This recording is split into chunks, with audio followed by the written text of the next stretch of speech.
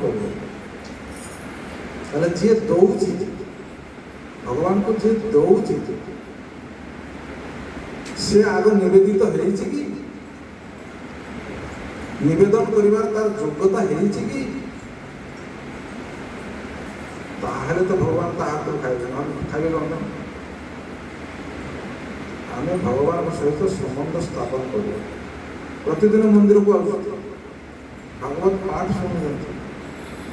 ପ୍ରସାଦ ସେବନ କରୁଛନ୍ତି ଆଳତୀ ଦର୍ଶନ କରୁଛନ୍ତି କିନ୍ତୁ ଭଗବାନଙ୍କୁ କେଉଁଦିନ ହେଲେ ଥରେ ଦର୍ଶନ କରିପାରୁଛୁ ଆଉ ଯଦି ଭଗବାନଙ୍କୁ ଦର୍ଶନ କରି ନ ପାରୁଛୁ ଆମେ ତାହେଲେ ଆସିବା କ'ଣ ପ୍ରୟୋଜନ ଅଛି ପ୍ରୟୋଜନ ତ ନାହିଁ ଏଥିପାଇଁ ସମ୍ବନ୍ଧ ସ୍ଥାପନ କରିବାକୁ ସମ୍ବନ୍ଧ ଜାଣିଆ ଭଜିତେ ଭଜିତେ ଅଭିମାନ ଆଗକୁ ଆମର ଓଡ଼ିଆ ମହାରାଜ ମାନେ ଭଲ କଥା କହିଛନ୍ତି ଭଲ କଥା କ'ଣ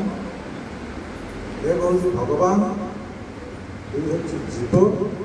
ତିନି ହେଉଛି ମାୟା ଆମେ କେହି ମୁକ୍ତ ନୁହେଁ ମାୟାବଦ୍ଧ ଜୀବନ କାମଟା କ'ଣ ଆମେ ଯେ ମଠ ମନ୍ଦିରକୁ ଆଉଛନ୍ତି କ'ଣ ପାଇଁ ହେଲା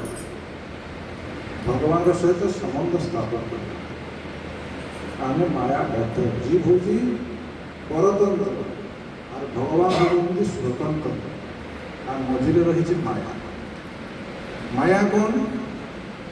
আম জ্ঞান বুদ্ধি দ্বারা আমি যা মাপি নেছু সেটা হচ্ছে মায়া